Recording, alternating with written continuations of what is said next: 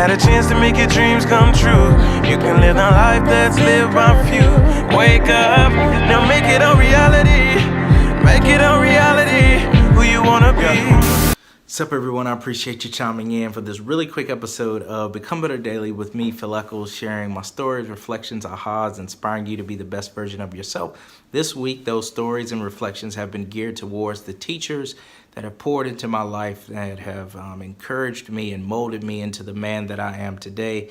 I talked about Mr. Harrison, my 6th grade science teacher earlier. I talked about Mother Milner, Mrs. Milner, who was my 8th grade language arts teacher. But today I want to talk to you about my favorite teacher of all time. Now, I've had some great teachers in my life. And it is Friday. I want to end on a positive note. I want to kick you off into this weekend on a positive yet productive note, encouraging you to give more than what is required. You know, we don't slack on Fridays.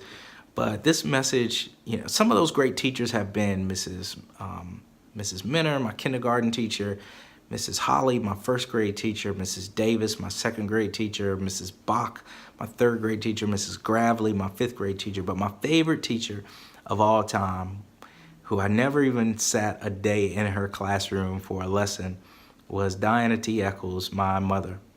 And it wasn't until I started my doctoral journey and I began reflecting and crafting my positionality and just digging deep into my deep structure and like my first experiences in life, that I recognized that my mother was just so instrumental in who I am.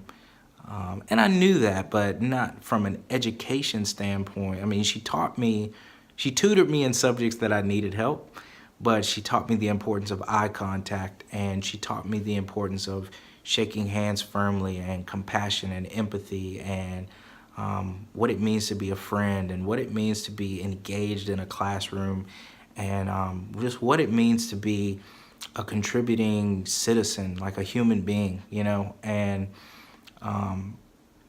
I got that from some of my other teachers, but it wasn't until I was older that I recognized just how important that was coming from my mother. And for those of you who have educators in your home, you kind of can make that connection to how important it is and critical it is to your development as not only like your intellectual level, but just as a human being, your EQ, your emotional intelligence, how important that is to be developed not only in school but in the home, man. And I was blessed, so I could not let this Teacher Appreciation Week go by without shouting out my favorite teacher ever, Diana T. Echols, man.